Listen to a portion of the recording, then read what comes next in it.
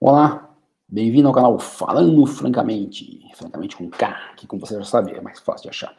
Bem, estava aí nas plataformas de busca da vida e estava procurando artigos sobre hormônios e exercício, nutrição e hormônios e tal, mas acabei achando esse daqui, né, que fala de risco de câncer em usuários de longo prazo de levotiroxina, né, um estudo retrospectivo, populacional retrospectivo. Então, levotiroxina, né, é vendida aqui no Brasil, eu acho que como Puram, Eutirox, Levide, Sintoide, acho que é isso, basicamente, né.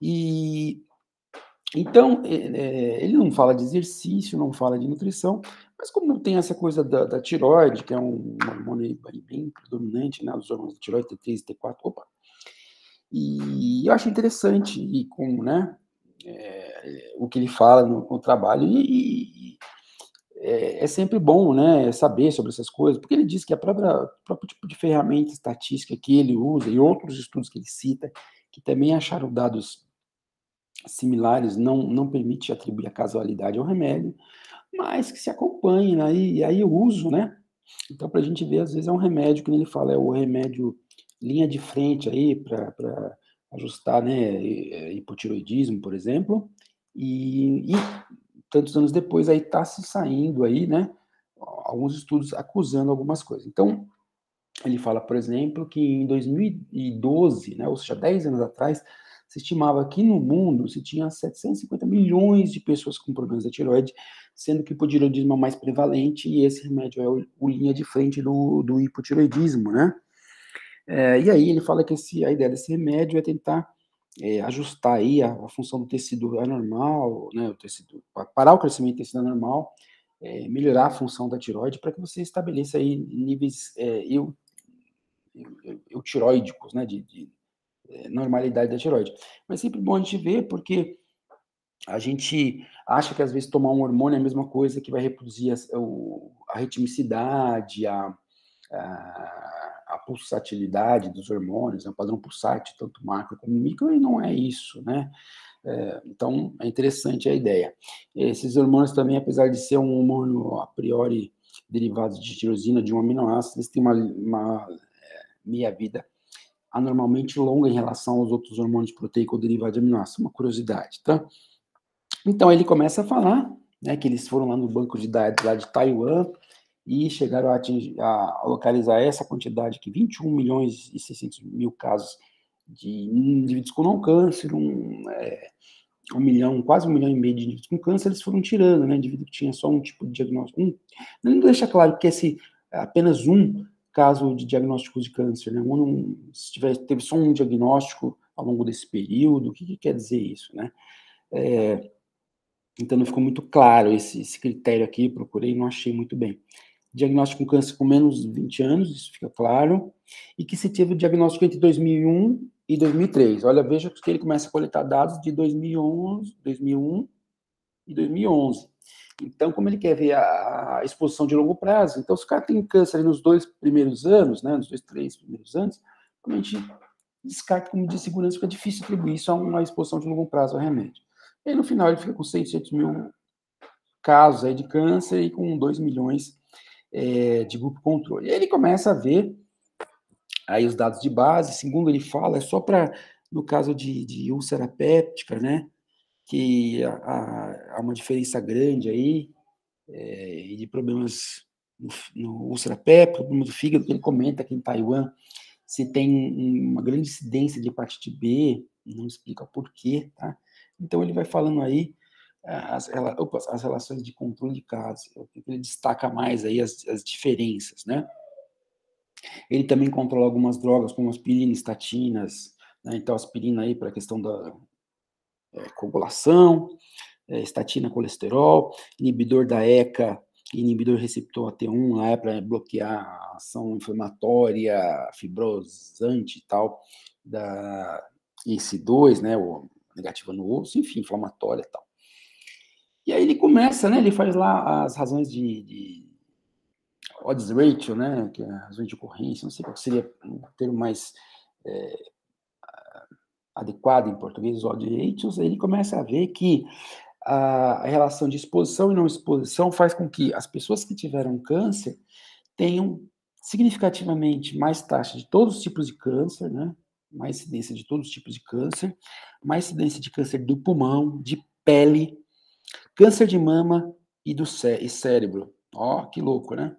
E aí ele começa a fazer isso também, risco de câncer associado, estratificado por gênero, né?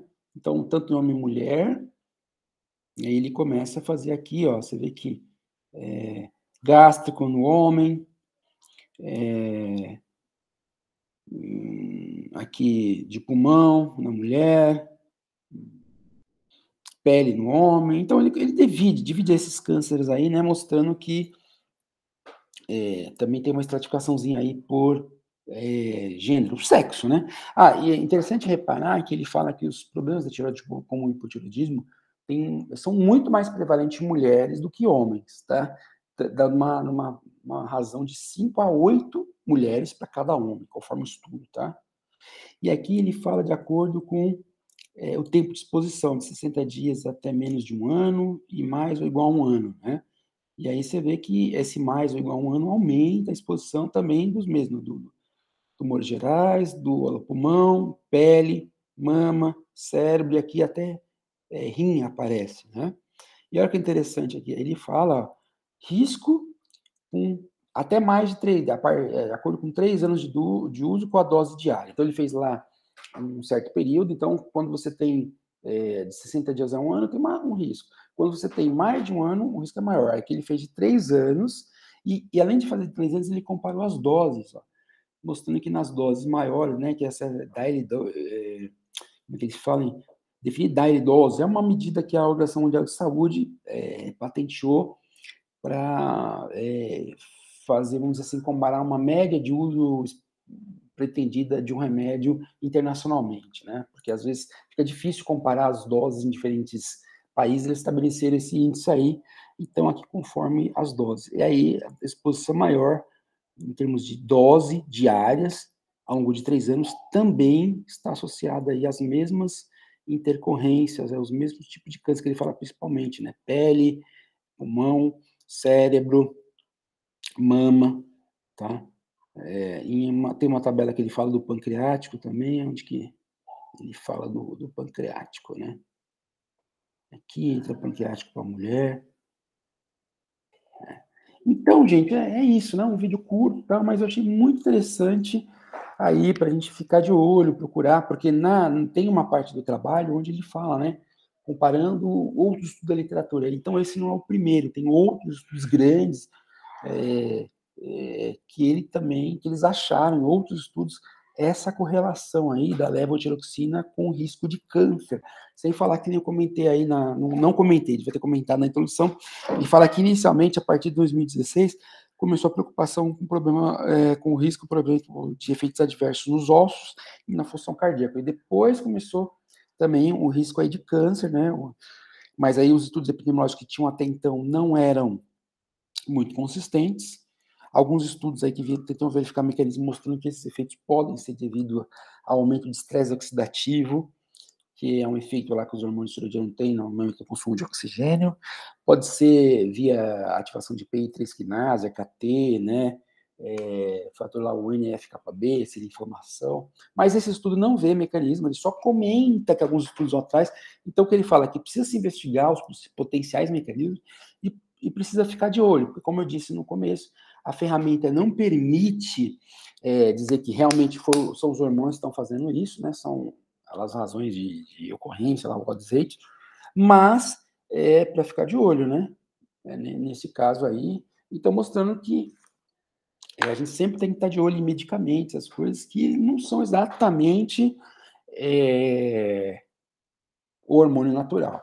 E aí, se essas correlações forem se mostrando realmente causa e efeito, casualidade, que se busque alternativas, né, para a substituição desse medicamento, ou alternativos, alguma outra coisa. Esse é o alerta que fica desse trabalho.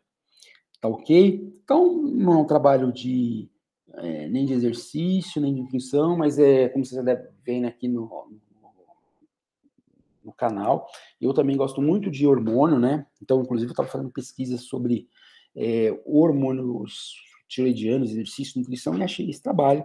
E como ele fala de um risco de câncer, que também é uma doença que a gente tem, está tentando ver os efeitos do exercício, da nutrição dela, então, ou seja, não tinha exercício, não tinha nutrição, mas tinha dois fatores que me chamam muita atenção, que é sempre o risco de doença, como câncer, e doenças como câncer e hormônios. E aí eu resolvi trazer esse trabalho.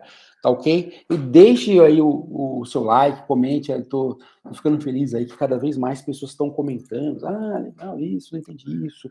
Ou tem até um colega comentou um tema complicado do vídeo anterior, que era o vídeo lá da medula óssea, e realmente, que nem eu tinha dito no vídeo, né? Que eu bebi a cabeça para poder entender aí as peculiaridades genéticas. E é legal que à medida que o canal vai crescendo, as pessoas estão participando mais, estão comentando, tá? Então deixa aí o seu like, os seus comentários, as suas sugestões. Inclusive, quero pedir desculpa para uma pessoa do canal que pediu para eu deixar os dói, estou esquecendo, acabei de lembrar agora, vou ver se eu deixo o dói de todos daqui para frente, inclusive desse estudo aí. Tá ok? Grande abraço, até mais, e chame seus amiguinhos aí para o nosso canal, tá ok? Abraço, tchau!